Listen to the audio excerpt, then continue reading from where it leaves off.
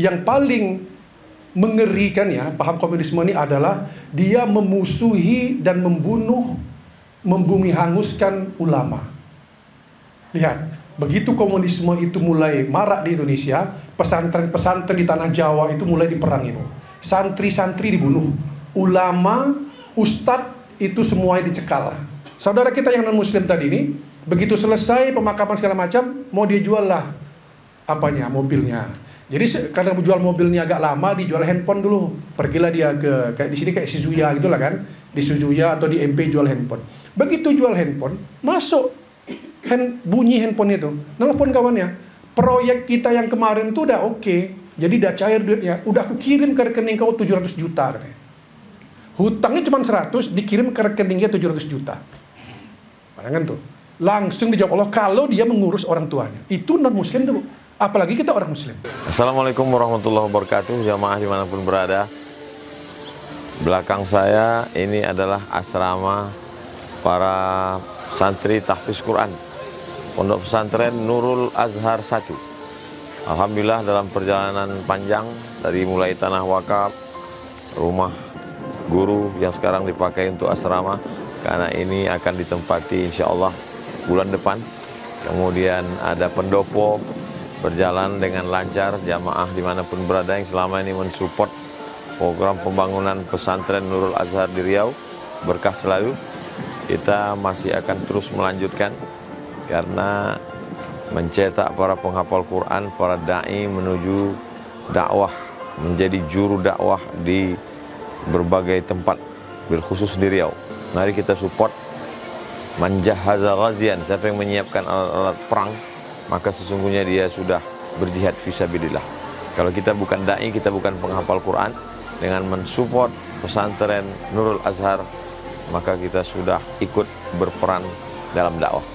Mari kita bantu, donasi kita salurkan melalui Bank Riau Kepri Syariah, nomornya 82021666661, atau Bank Syariah Indonesia 147 6-nya 7 kali 66666 atas nama Yayasan Tabung Wakaf Umat.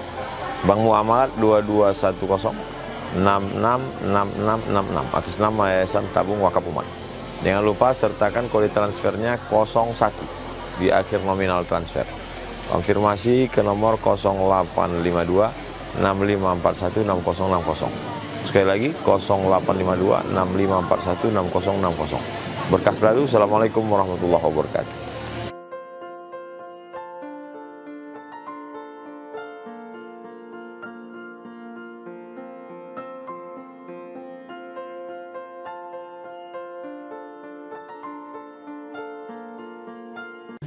Artinya Pekanbaru yang selama ini panas, cuacanya di atas 34 derajat Celcius, hari ini alhamdulillah mendung. Semendung hatiku padamu. Jadi walaupun mendung, ada gerimis, ibu-ibu sekalian tetap menghadiri pembacaan Yasin dan pengajian terakhir nanti yang ditunggu-tunggu. Itulah pasar berkah.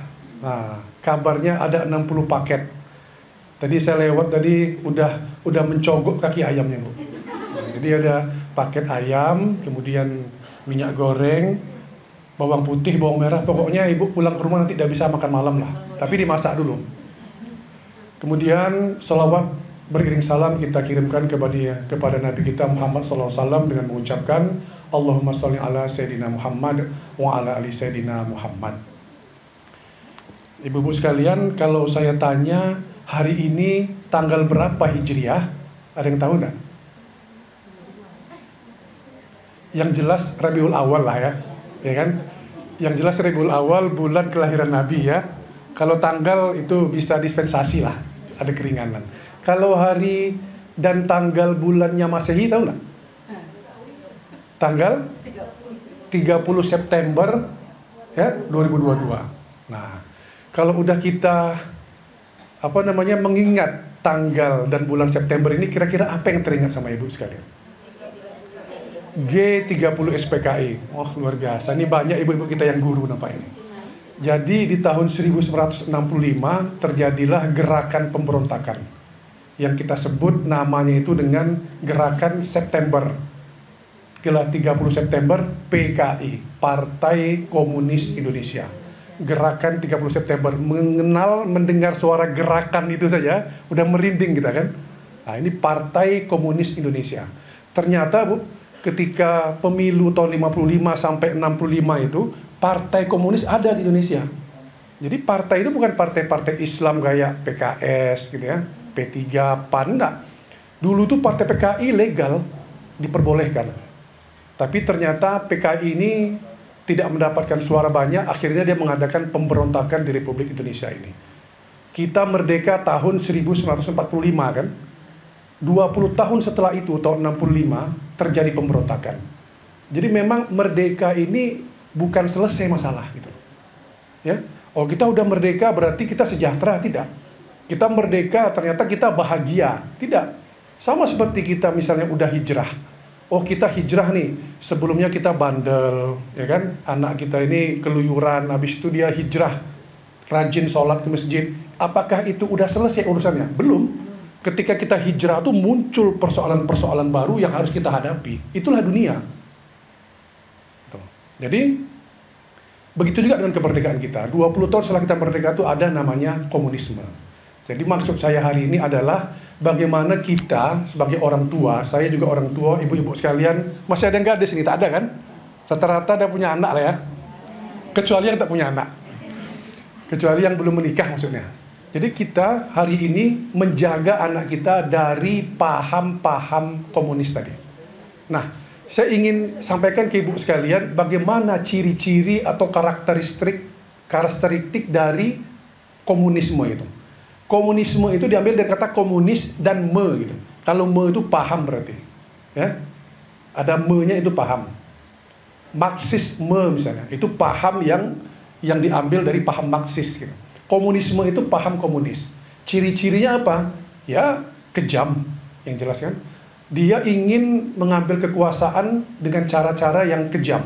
Dia bunuh 6 jenderal dan 1 perwira menengah. Ini kamera hidup ya. Nanti saya udah mantap-mantap, tahu siang nanti ternyata tak hidup, tak bisa viral nanti. Nah itu Bu, kita kenal tujuan kita apa? Untuk melindungi anak-anak kita dari paham tadi itu. Itu dia. Pertama, ciri-cirinya itu dia kejam. Yang kedua, paham komunisme ini adalah paham politik, sosial, ekonomi. Jadi dia merebut kekuasaan dengan cara kejam, dan sosialnya itu sistemnya pemerataan Bu. Penyamarataan. Kalau kita kan ada yang pejabat, ada yang pengusaha besar gitu ya, konglomerat, terus ada pula yang pedagang kaki lima, ya kayak kita lah kan yang menengah gitu, kalangan menengah. Kalau di komunisme itu tak ada. Komunisme itu merata seluruhnya. Dia penyerataan secara sosial dan ekonomi. Itulah yang menggiurkan kaum-kaum yang ekonomi lemah untuk masuk ke situ. Oh kalau gitu enak nih, kita rata semua, tak ada orang-orang kaya, tak ada kita iri-iri hati lagi. Nah itulah yang menggoda kita untuk masuk ke paham radikal, paham komunisme tadi. Itu harus kita tahu pertama. Yang kedua, yang paling mengerikan ya, paham komunisme ini adalah dia memusuhi dan membunuh, membumi hanguskan ulama. Lihat, begitu komunisme itu mulai marak di Indonesia, pesantren-pesantren di tanah Jawa itu mulai diperangi. Santri-santri dibunuh, ulama, ustadz itu semuanya dicekal. Jadi kalau ada yang bilang komunisme itu beda dengan ateisme, beda lagi nih. Kalau komunisme paham tadi ya, ateisme itu dia tak bertuhan. Orang-orang komunisme tak mau disebut dia tak bertuhan.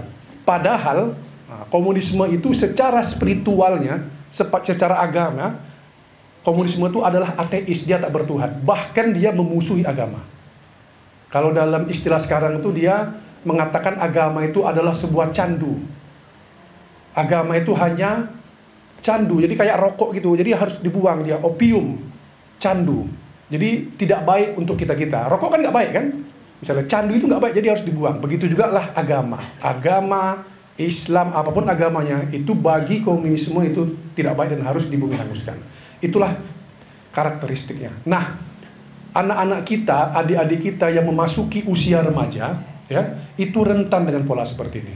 Saya dulu juga pernah menginjak kursi mahasiswa. Jadi umur kelas 3 SMA atau aliyah sampai dia kuliah itu anak-anak kita, adik-adik kita yang seumuran remaja itu dia mulai mencari jati diri dia. Nah, itu sangat rentan usianya. Jadi kita sebagai orang tua, sebagai kakak harus memperhatikan kemana arah adik kita ini. Nah, ini satu baru paham atau gerakan yang tidak baik ya. Yang paham komunis ini, masih banyak penyakit-penyakit masyarakat lagi di tengah kita yang mesti harus kita perangi. Anak-anak kita, adik-adik kita harus kita lindungi. Oke, yang untuk pertama ini komunisme. Kira-kira udah tahu lah Bu ya, apa itu maksud dan tujuan komunisme itu. Jadi adik-adik kita nanti kalau dia, anak-anak kita misalnya ada gerakan-gerakan yang agak ke kiri-kirian gitu. Jadi usia remaja, usia mahasiswa, kira-kira seperti itu, dia mulai pahamnya sosialis. Tak ada ini kayaknya Indonesia ini tidak beres ini. Ini ulama-ulama ini tak apa-apa aja ngomongnya katanya kan. Nah, itu udah mulai itu Bu, tolong diperhatikan anak-anak kita itu. Itu paham pertama menjadi musuh kita bersama, bagaimana menghindari anak-anak kita, adik kita dari sana. Yang kedua adalah maraknya peredaran narkoba di Provinsi Riau. Jadi Provinsi Riau ini kemarin baru saja polisi Polda itu menangkap agen narkoba jutaan butir ekstasi. Dan Riau ini adalah pintu masuk dari peredaran narkoba. Dumai, Selat Panjang, daerah kita kan daerah pesisir ini kan, daerah yang berbatasan dengan laut. Jadi kita harus hati-hati juga dengan narkoba ini, adik-adik kita. Dulu khamar itu, ya kan? Kalau di Al-Quran kan yang diharapkan cuma khamar, ya kan? Khamar itu kalau kita lihat jelas bentuknya. Khamar itu dia minuman dan aromanya ada. Jadi kalau orang-orang tua dulu kalau mabuk dia ketahuan. Minumannya, aroma mulutnya jelas, fisiknya ada. Kalau sekarang narkoba itu nggak jelas lagi. Dia tekan pil aja, itu udah nggak tahu kita apakah dia nekan atau enggaknya gitu. Hanya reaksi saja yang bisa melihatkan. Belum lagi yang sabu-sabu itu, sarapan bubur itu. Sabu-sabu itu serbu aja, dia hisap itu udah kelihatan dia reaksinya gitu. Jadi anak-anak kita, adik-adik kita harus kita lindungi juga dari narkoba ini. Ciri-cirinya macam mana? Nah ini dia. Ciri-cirinya itu, pertama kalau dia pakai narkoba, itu dia kelihatan lebih semangat, lebih bergairah, lebih energik gitu, daripada biasanya. Terus reaksi wajahnya itu juga agak berbeda gitu. Jadi raut wajah itu agak-agak flu gitu ya. Kemudian bicaranya kadang-kadang hebat, mantap bicaranya, kadang-kadang ngelantur. Nah itu. Kemudian ciri berikutnya dia udah sering menyendiri, tiba-tiba dari luar masuk ke kamar sendiri. Nah ini menjadi kecurigaan bagi kita untuk mengawasi anak-adik kita narkoba. Oke, udah dua ini.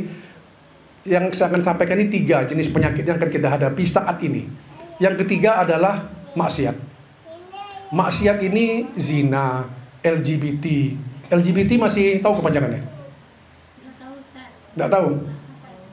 LGBT, serius Bu? Nguji Bu. LGBT itu lesbian. Ya. LGBT itu adalah penyakit masyarakat sekarang. Jadi LGBT ini kepanjangannya L itu lesbian, B-nya itu biseksual, ya, G dulu ya. Lesbian, G-nya itu gay. Ya, kalau lesbian ini sesama wanita, kalau gay itu sesama laki-laki, ya. Kemudian biseksual ini ACDC, bisa laki-laki bisa perempuan. Terakhir T, transgender, LGBT. Nah, oke. Nah, ini LGBT. Kemudian penyakitnya ada juga zina, gitu ya. Sekarang ini kan kita menjadi sebuah hal yang biasa, gitu ya. Hal yang biasa melepaskan adik kita, anak kita untuk boncengan sama orang lain. Ya kan, dijemput ke rumah, apagilah nanti pulang-pulang, belum pulang juga aku lagi, yang mati lagi pulang dibawakan nasi goreng mama ya kan, bawa nasi goreng hilang marah ya. Ini tak bisa Bu, ini sering juga disampaikan oleh Tuan Guru kita UAS, jangankan kita untuk membiarkan anak kita pergi bermalam di luar, dibonceng pun jangan. Jadi kita menutupi potensinya Bu, menutupi resiko yang ada. Kira-kira kalau anak kita boncengan, anak perempuan kita boncengan sama laki-laki, berisiko enggak? Berisiko kan? Daripada kita mengambil resiko itu, bagus jangan dibuat resiko itu. Sama halnya seperti ini misalnya, ibu mau beli tahu apa namanya, tahu goreng, bakso goreng, ya ada bakso goreng kan. Tapi kebetulan yang punya itu orang kafir misalnya, orang Kristen misalnya. Ibu kira-kira nyaman tak membeli di situ? Daripada ibu tak nyaman, lebih bagus ibu tak beli kan? Begitulah kira-kira perumpamaannya. Daripada ibu tak nyaman, ragu-ragu, was-was melepas anak ibu untuk pergi dibonceng, jangan biarkan anak ibu dibonceng. Nanti masuk angin gembungnya di tengah aja. Nah, itu yang harus kita waspadai. Nah, kemudian itu yang penyakit ketiga. Belum lagi bu, udahlah, oke, tak boncengan dia. Tapi kita masih khawatir nih, jangan-jangan dia tak ada cowok, tapi penyuka sesama jenis. Nah, ini kan repot kita ini kan. Jadi memang kita ini harus berada pada posisi yang di tengah-tengah. Tidak terlalu ke kanan, tidak terlalu ke kiri. Kalau kita hambat betul dia untuk tidak mengenal laki-laki, dia bisa nanti menyukai sesama perempuan. Kita kenalkan dia sama laki-laki, jadi gay pula.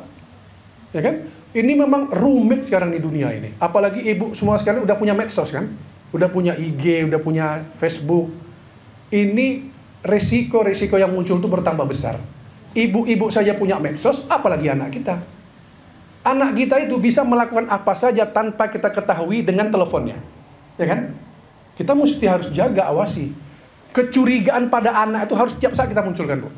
Biarlah kita nyinyir daripada kita menyesal kemudian. Tuh. Saya udah sering ketemu anak-anak, adik-adik yang seperti itu, terjerumus mereka ke sana. Ya.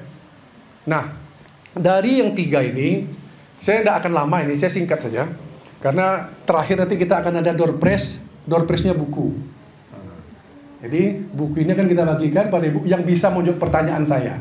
Jadi nanti betul-betul dicermati yang saya sampaikan ini karena pertanyaannya berasal dari sini. Oke? Oke, setuju ya? Nah, kayaknya udah mulai.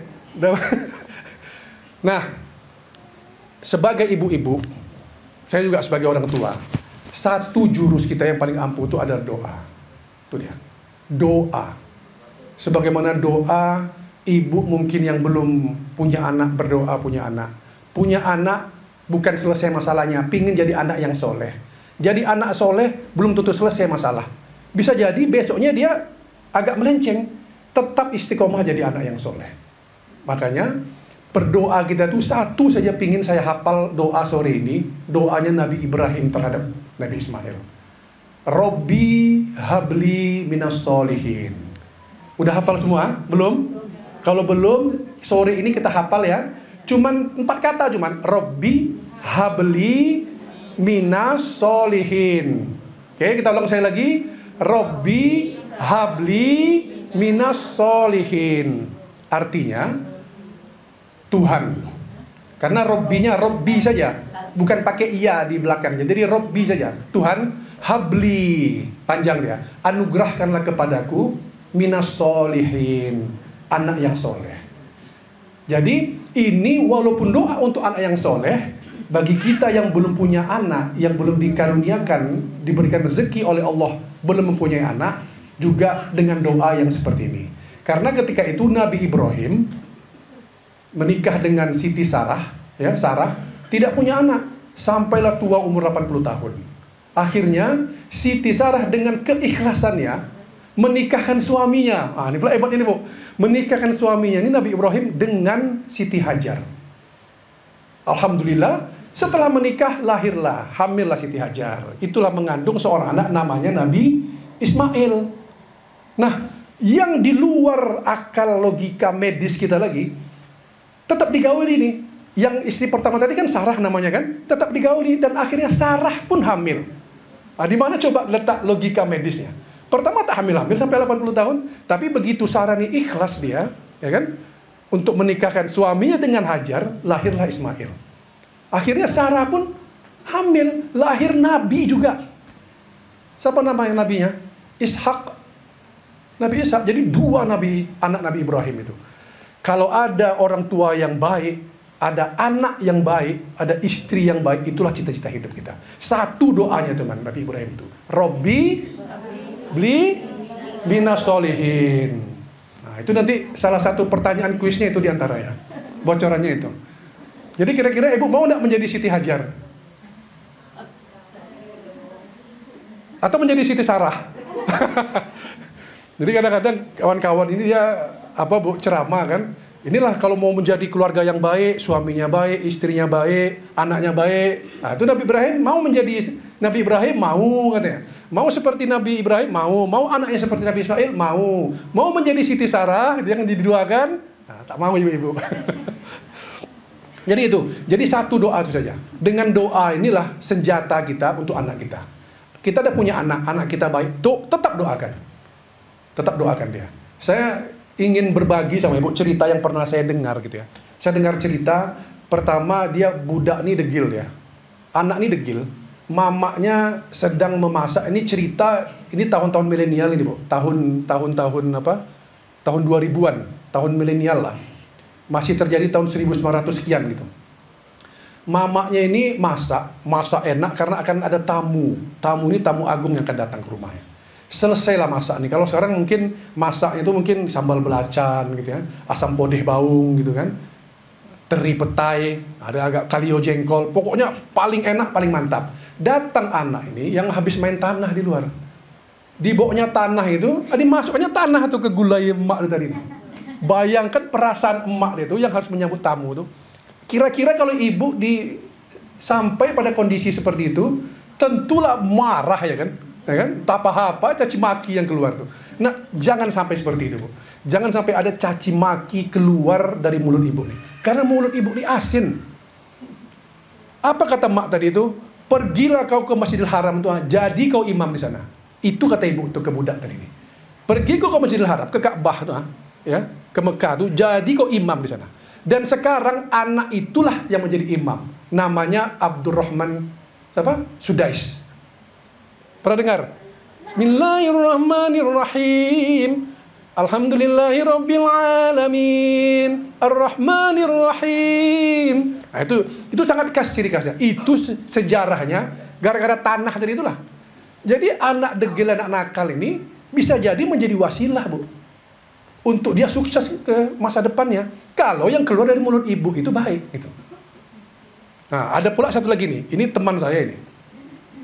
Kira-kira kalau dia sekolah itu, SMA-nya, aliyahnya, keluar masuk 3 sekolah, degil atau baik anak itu? Dari kelas 1 SMA sampai kelas 3 SMA, 3 sekolah dia, baru tamat. Degil kan? Sekolah lah SMA, aliyah keluar.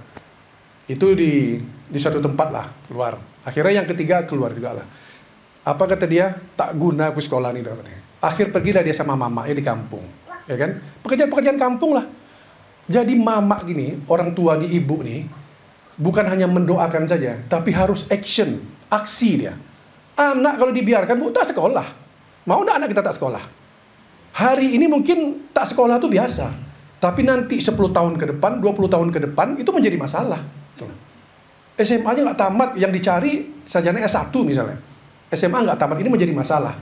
Ini cara pandang anak sekarang itu belum sampai ke sana. Tapi kita sebagai orang tua pasti udah sampai, karena kita udah mengalami itu. Kita udah pernah berumur 20 tahun, kita udah pernah berumur 30 tahun. Mungkin sekarang udah umur 40, ada mungkin di antara ibu-ibu yang berumur 50 mungkin kan, atau lebih gitu. Kita udah sampai usia gitu, anak-anak tuh belum. Jadi cara pandang itu beda. Nah, kata emaknya gini lah, aku carikanlah ke sekolah. Pergilah dia, ada acara tabligh akbar, adalah ustadz tuh datang. Ustadz ngajar enggak Ustadz? Ngajar, Bu. Di mana? Di Ermole. Ngajar di Ermole. Anak aku ini dia 3 bulan berhenti sekolah. Harusnya dia kelas 3 aliyah sekarang, 3 SMA. Bisa enggak diterima di tempat Ustadz tuh dia sekolah? Tentu Ustadz ini mikir kan, Tigo pindah-pindah sekolah kok budak ini dogil nih pasti gitu kan. Tapi karena dia seorang ustadz dan dilihatnya seorang ibu yang kalau istilah sekarang tuh membananya ke ustadz tuh minta anaknya sekolah, akhirnya diterimalah dia sekolah. Inilah sekolah dia terakhir dan tamatlah di akhirnya di situ. Itu doa. Ibu ini setelah tua berbincang-bincanglah dengan saudaranya. Didengarlah oleh salah seorang dari kami, dia berbincang. Sebenarnya apa yang kau doakan untuk anakku tuh?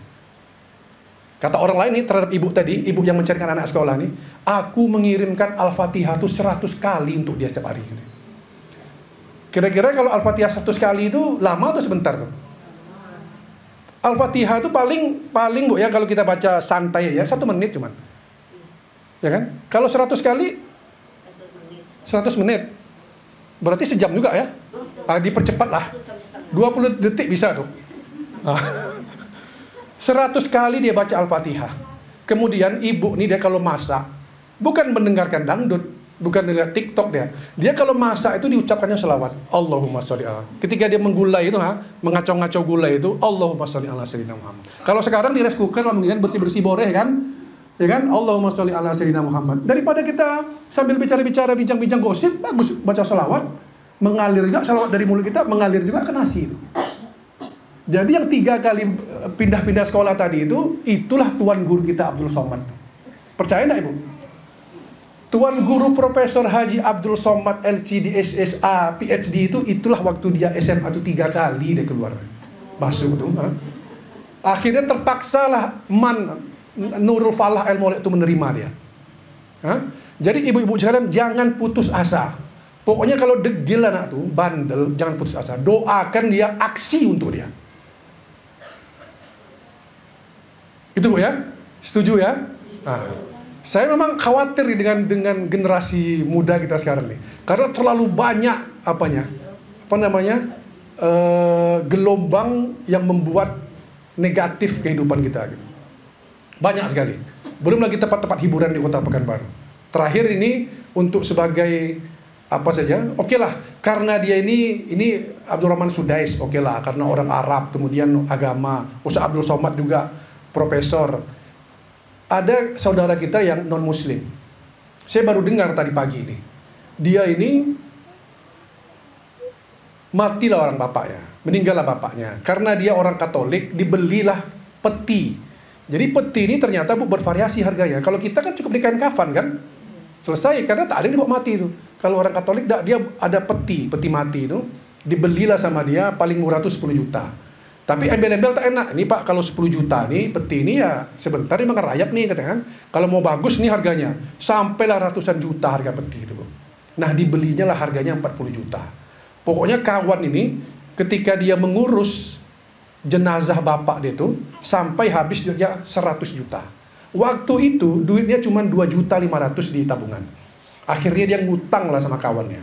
Mengutang sama kawannya 100 juta untuk mengurus bapaknya. Ini bukan orang kita nih, ini orang non muslim nih. Jadi saya mau nyampaikan bahwa bukan Islam saja. Kalau ibu mendoakan anaknya, aksi untuk anaknya, apapun agamanya, sukses anak itu dunia akhirat. Kalau muslim ya, sukses dunia akhirat kok. Di dunia dia sukses, di akhirat apalagi. Karena dia berbakti kepada ibunya. Nah, saudara kita yang non muslim tadi ini, begitu selesai pemakaman segala macam, mau dia jual lah mobilnya.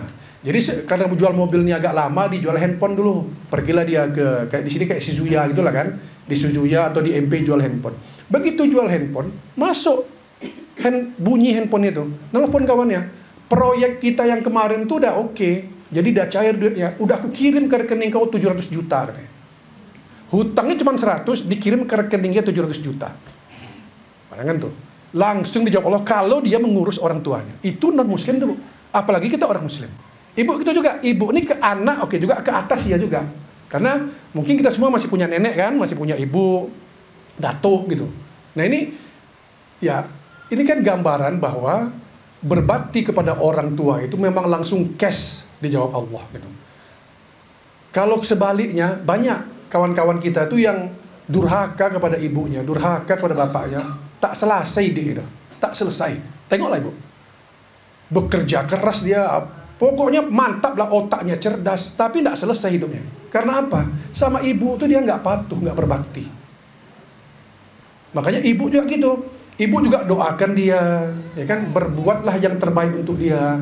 Inilah senjata kita untuk menghadapi penyakit masyarakat yang 3 tadi itu. Penyakit paham-paham komunis, paham-paham radikal, ya kan? Kemudian penyakit narkoba dan penyakit maksiat, zina, LGBT dan lain sebagainya itu. Satu itu doanya, satu itu aksennya. Kita ulang doa itu sekali lagi ya.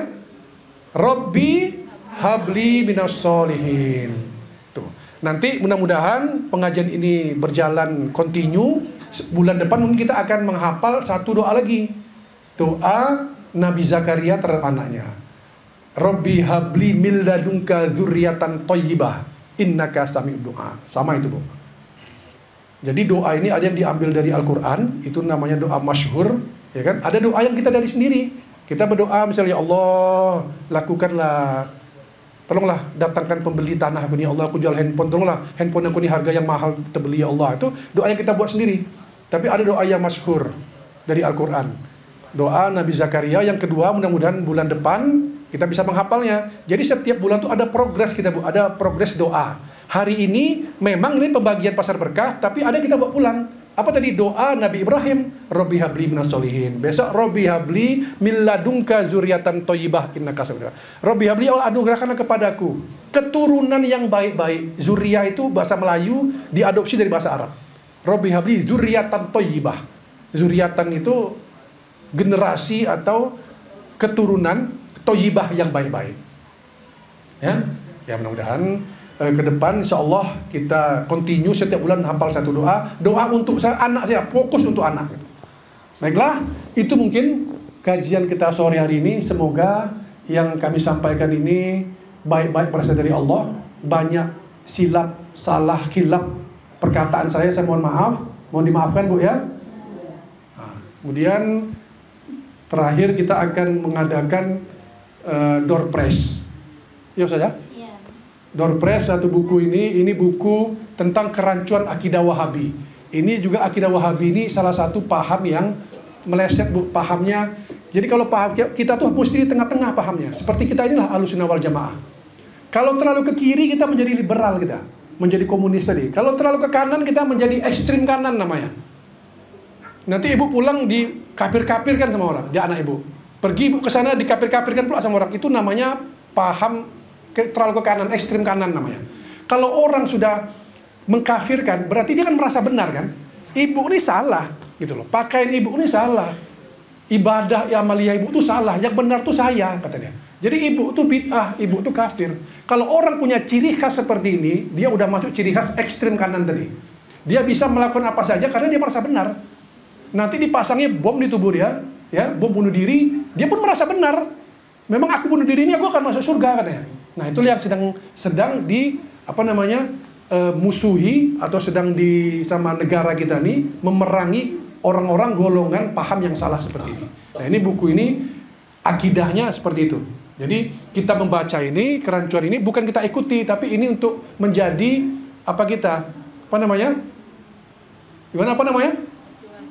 kerancuan akidah Wahabi ini kita untuk menjauhinya gitu. Jangan sampai terjerumus ke akidah ini gitu. Bukan justru mengikutinya. Oke? Baik, saja langsung ya.